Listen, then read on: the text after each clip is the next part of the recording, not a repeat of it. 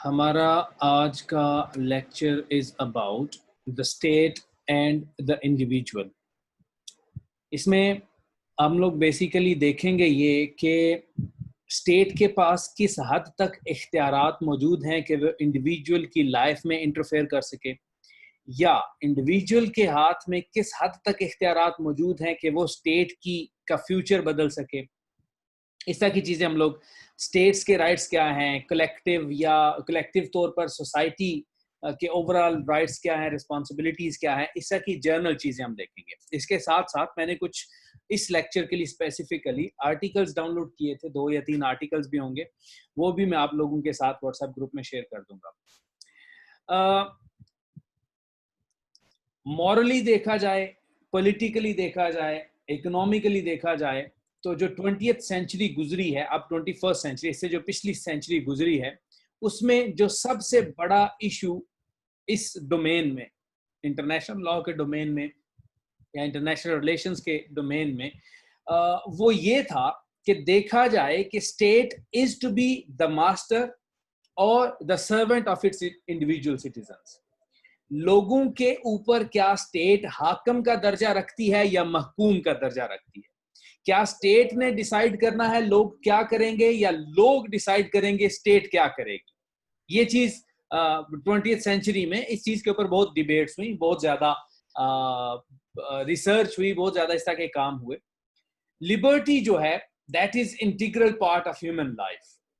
कोई इंसान चेन्स में पैदा नहीं होता, कोई इंसान रिस्ट्रिक्शंस में पैदा नहीं होता, पाबंदियों में पैदा नहीं होता। इंसान को लिबरेटेड फॉर्म में पैदाइश मिलती है, उसके ऊपर किसी की अजारादारी या किसी की हुक्मरानी नहीं होती।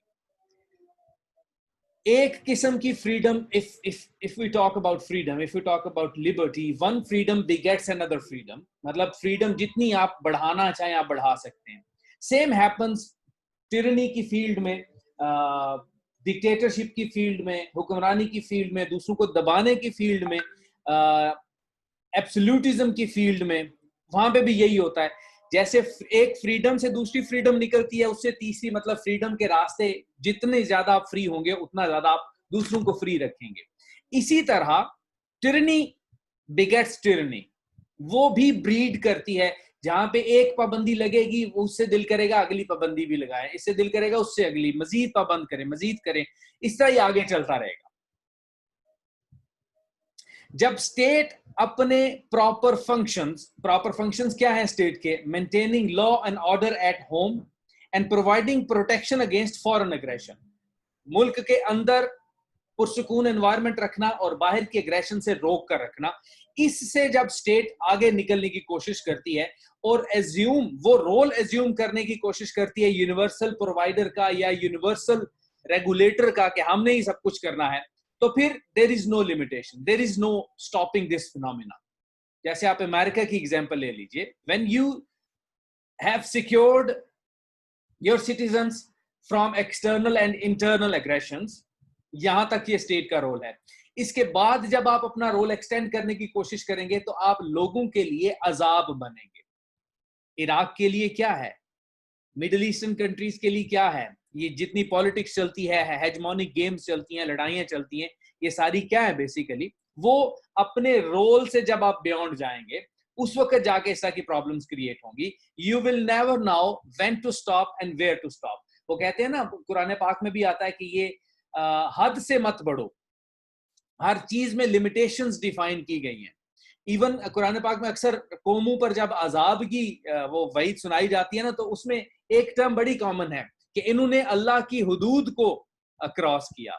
जो लिमिटेशंस थी, जो डिफाइंड लिमिटेशंस थी, उससे जब क्रॉस होंगे then there will be chaos, there will be destruction. So basically यही फिनोमेना है, ये नेचर का फिनोमेना है। When you go beyond your limitations, you bring upon yourself chaos and destruction and things like that. One arrogation of power leads to another. जब आप एक planned economy लेकर आते हो, जस्ट मिसाल के तौर पर प्लान्ड इकोनॉमी लेकर आते हो, आप फिर टोटलिटेरियन स्टेट की तरफ जाते हो, आप लोगों के ऊपर अपना कब्जा जमाने की कोशिश करते हो। फिर इसके साथ साथ ये क्वेश्चन भी अराइज करता है कि स्टेट के भी कुछ लेजिटिमेट राइट्स हैं। ग्रुप्स के, स्टेट के अंदर जो ग्रुप्स इमर्ज करते हैं, वो पॉलिटिकल, इकोनॉमिक, किसी किस्म के भी हो सकते हैं, उनके भी कुछ राइट्स हैं। इंडिविजुअल्स के भी कुछ राइट्स हैं, जिनको सफिशिएंटली समटाइम्स जिनको देखा ही नहीं जाता, ना स्टेट के राइट्स को, ना ग्रुप्स के राइट्स को, ना इंडिविजुअल्स के राइट्स को। इनको इग्नोर नहीं करना चाहिए, ना स्टेट के राइट्स को, ना ग्रुप्स के राइट्स को, ना इंडिविजुअल्स के राइट्स को। एक स्टेट के अंदर रहते हुए उस स्टेट के, उन ग्रुप्स के, उन इंडिविजुअल्स के इंटरेस्ट होते हैं in insuring the efficient functioning of that state.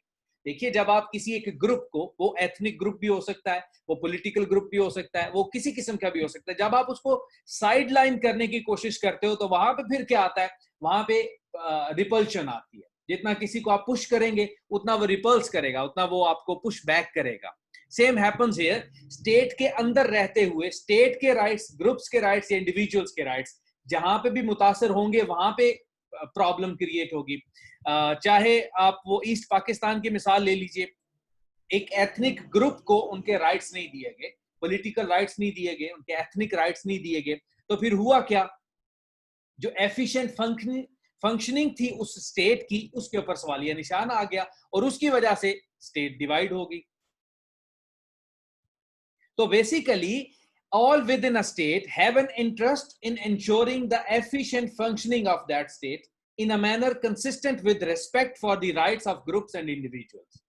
तो इन सब को मिलकर एक स्टेट को लेकर चलना चाहिए।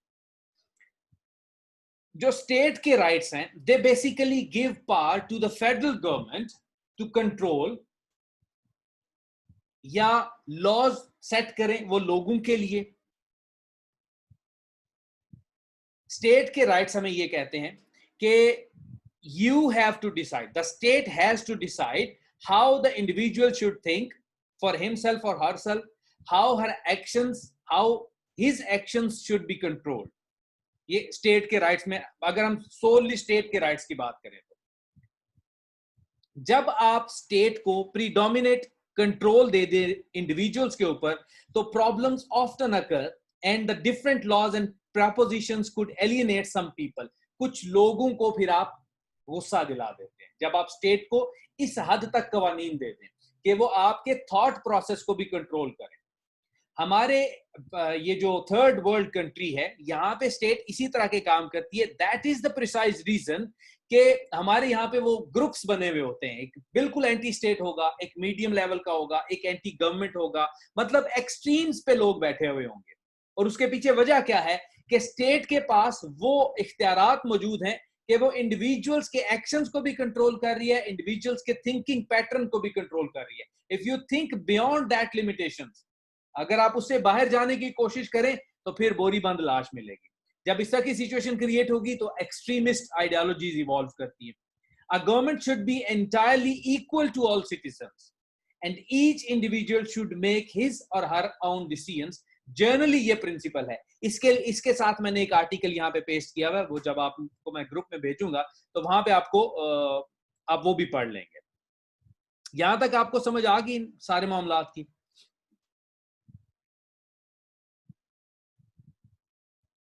एक मैसेज कर दीजिए प्लीज, एक एक एक एक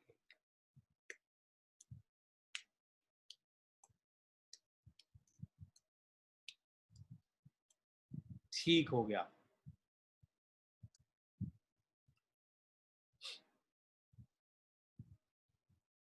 जो पिछली सेंचुरी गुजरी है, that is considered as a century of progress. Value of freedom जो थी कि आजादी की क्या वुकत है, क्या वैल्यू है, वो इस सेंचुरी के रिकॉर्ड में हमें मिलती है। ये वो सेंचुरी थी जिसमें पॉलिटिकल और economic liberalism they marched hand in hand. ये वो सेंचुरी थी जिसमें एब्सोल्यूट मोनार्की की, एब्सोल्यूट फ्यूडलिज्म की जो एंटिटीज थी, जो उसके तसलसल था, वो हमने टूटता हुआ देखा। बहुत सारी स्टेट्स में हमने टूटता हुआ देखा और बहुत सारी स्टेट्स में हमने उसकी ग्रिप लूज होती हुई देखी।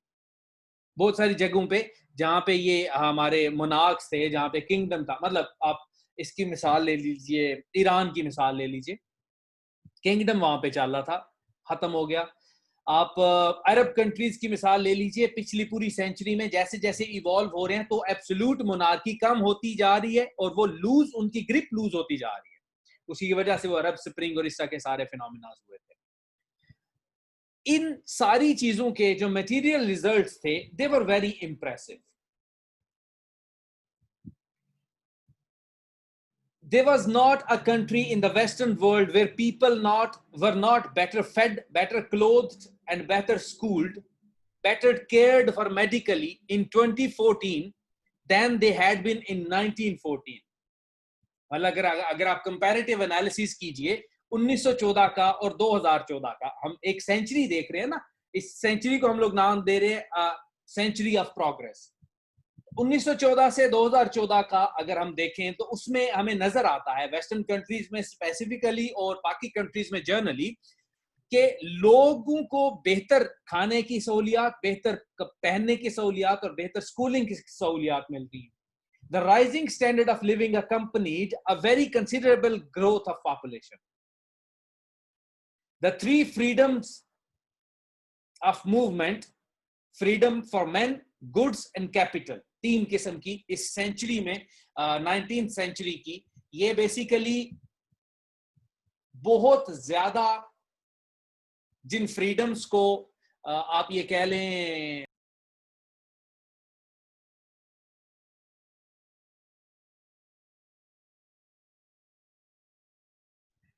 आई am sorry ji, net disconnect हो गया था। मेरी आवाज आ रही है?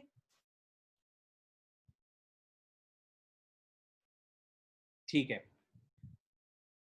तो हम बात ये कर रहे थे कि इस पिछली सेंचुरी में freedom of people, freedom of goods and freedom of capital, पैसों का आना जाना, चीजों का आना जाना, लोगों का आना जाना बहुत ज्यादा फ्री हो गया।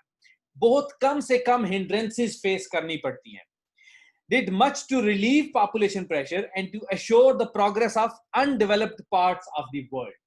इसकी वजह से ये जो लोगों का, गुड्स का और कैपिटल का फ्लो हुआ एक पूरी सेंचुरी में, उस वजह से जो अनडेवलप्ड पार्ट्स थे दुनिया के, वो भी काफी हद तक मेन स्ट्रीम के पास आना शुरू हो गए।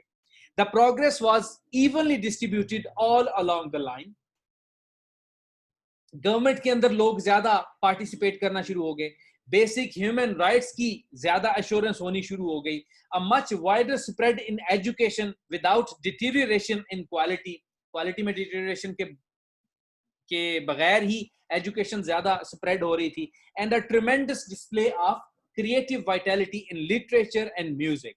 पिछले 100 साल में अगर आप देखें, म्यूजिक और लिटरेचर बहुत ज्यादा इवॉल्व किया है। तो ये एक सेंचुरी थी जिसमें हम लोग अगर स्टेट और इंडिविजुअल को कंपेयर करें तो इंडिविजुअल्स को बहुत ज्यादा रिस्पेक्ट मिली, इंडिविजुअल्स को बहुत ज्यादा सुकून मिला, बहुत ज्यादा राइट्स मिले, बहुत ज्यादा रिस्पॉन्सिबिलिटीज तो साथ साथ चलती हैं लेकिन राइट्स बहुत ज्यादा मिले। यहां तक समझ आ गई?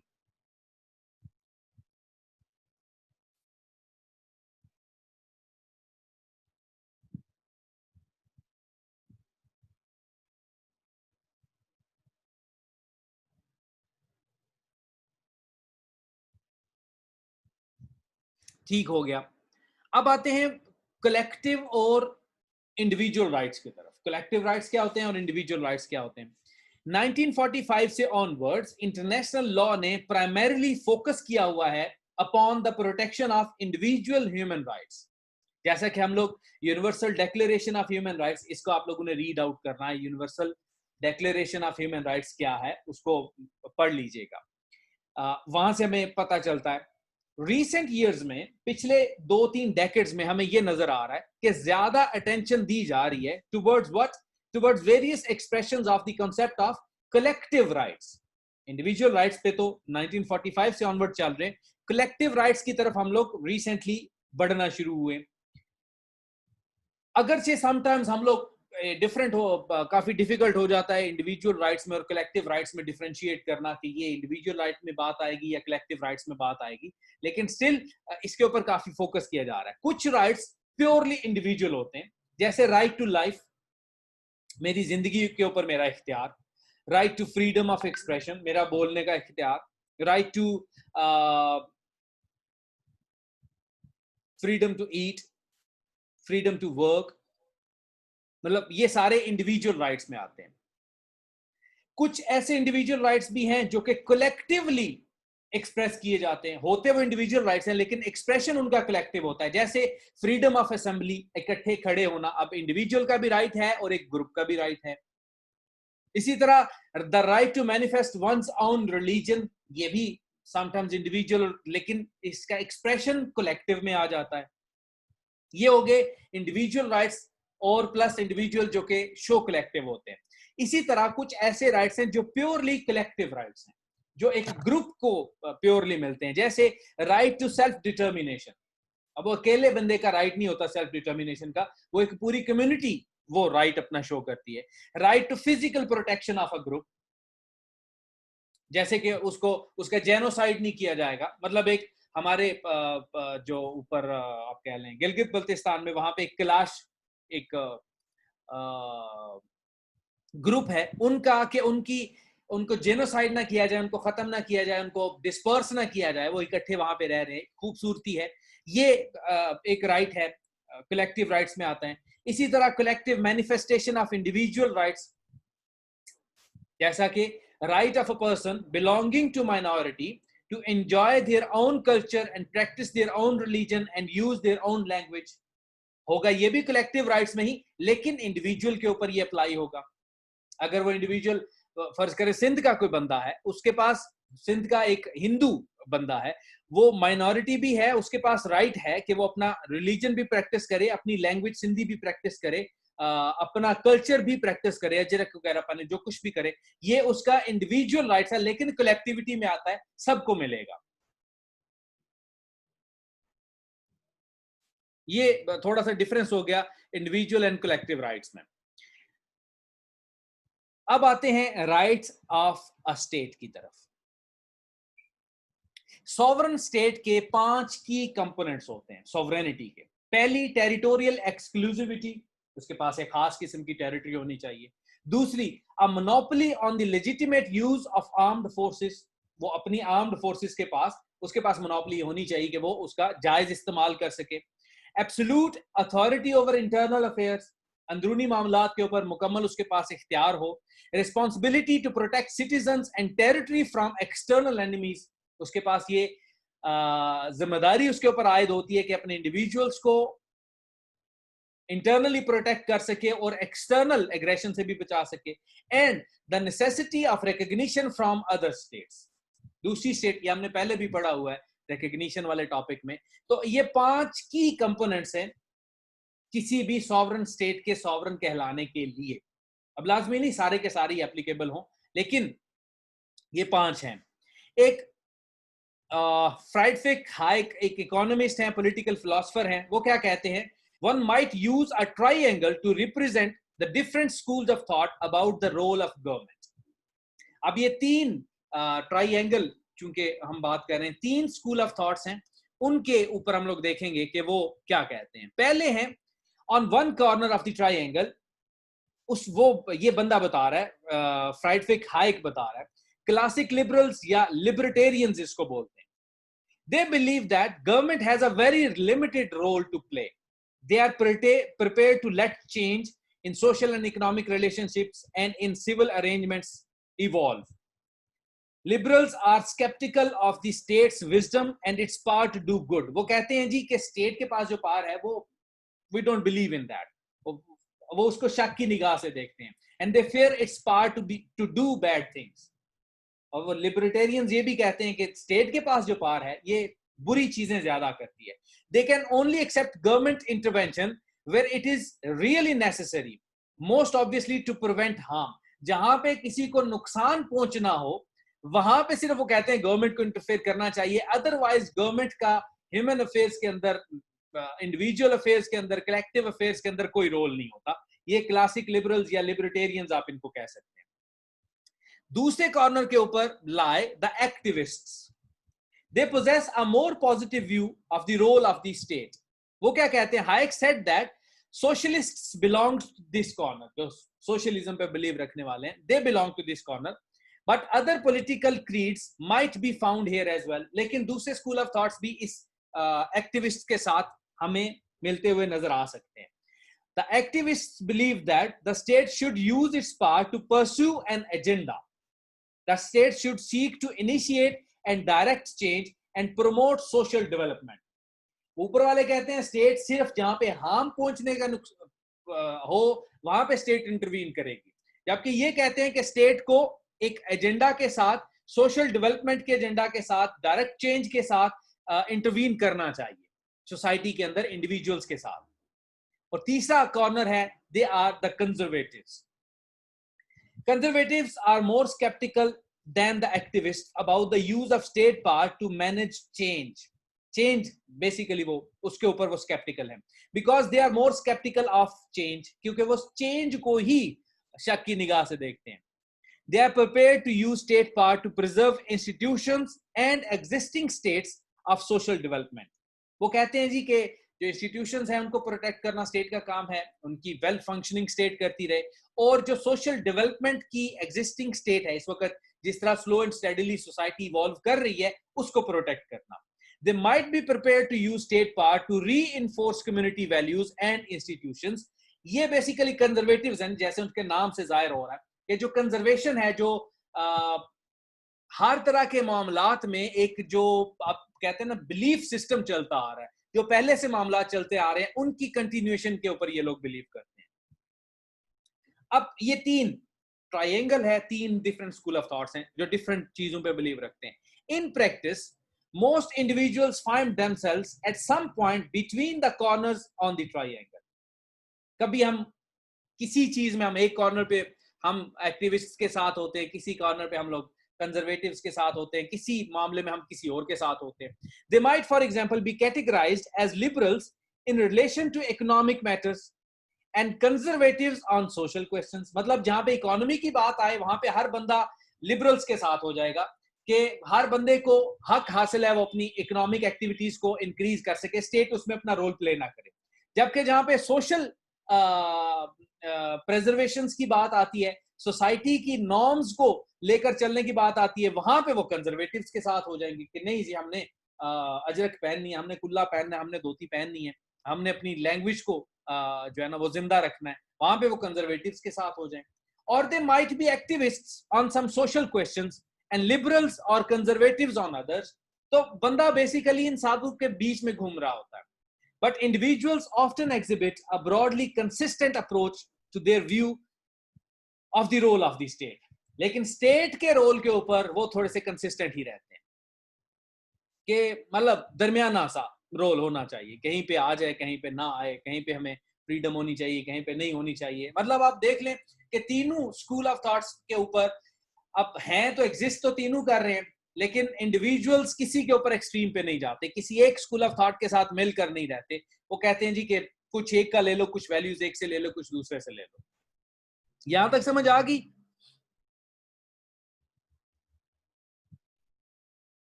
ठीक हो गया. ये जो छोटे छोटे क्वेश्चंस होते हैं ना, definition of freedom in international law, what is the difference between would not and should not and could not, इस तरह की चीजें तो प्लीज गूगल कर लिया करें. मतलब बेसिक सी कॉमन सी चीजें. अच्छा, the content of rights and the role they play is determined to some extent by one's conception of the role of the state. Liberals क्या करते हैं? They aim to preserve freedom for the individual, and they do this in part by limiting government's intervention. Liberals कहते हैं जी government की intervention नहीं होनी चाहिए. Rights tend to be expressed negatively as defenses against the exercise of state power. वो कहते हैं कि जो हमारे rights हैं वो हमारा defense है state की power के against. Given that liberals assume that little good will come out of government action. वो कहते हैं जी government आपके लिए, आपकी फलाह के लिए कोई इतनी ज्यादा एक्टिव नहीं होती. The rights take effects as absolutes. They might not be overridden by the state unless it is necessary in order to prevent an even greater harm. हर बंदे के जो राइट्स हैं वो उसके अपने जाती होने चाहिए और स्टेट तब तक उसमें इवॉल्व इंटरवीन नहीं करेगी जब तक वो हार्म क्रिएट नहीं करेंगे. Activists might have a much broader concept of rights that reflect their more generous view of the role of the state. Activists क्या कहते हैं?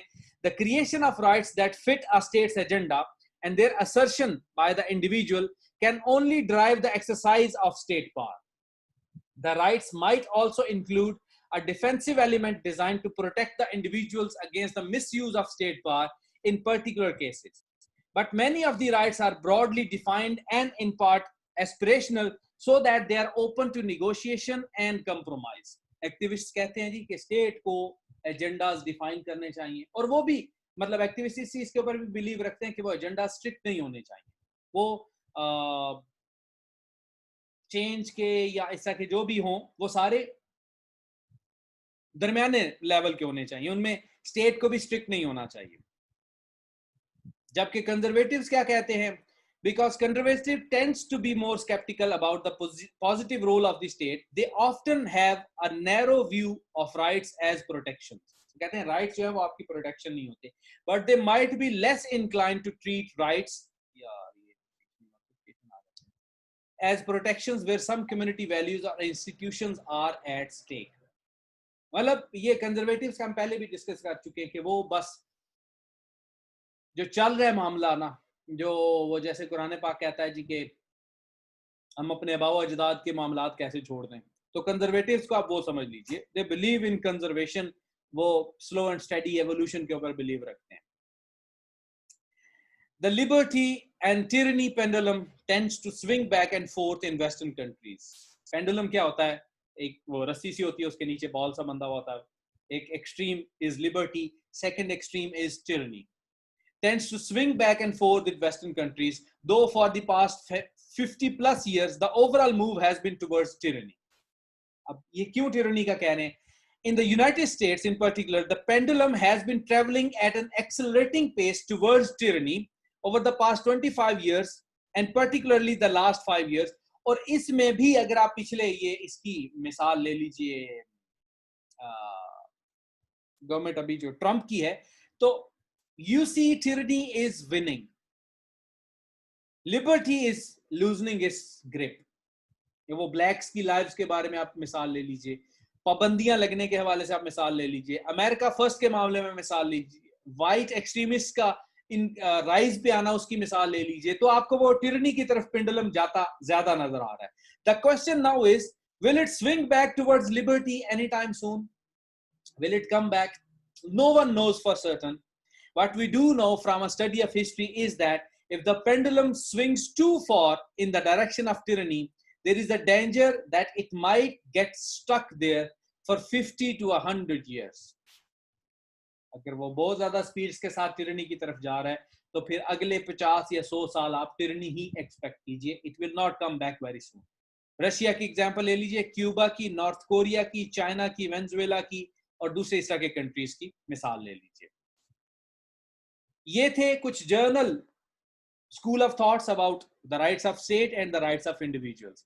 अब अगर आप लोगों का कोई क्वेश्चन है तो आप लोग मुझसे पूछ सकते हैं, मैदान में आ सकते हैं.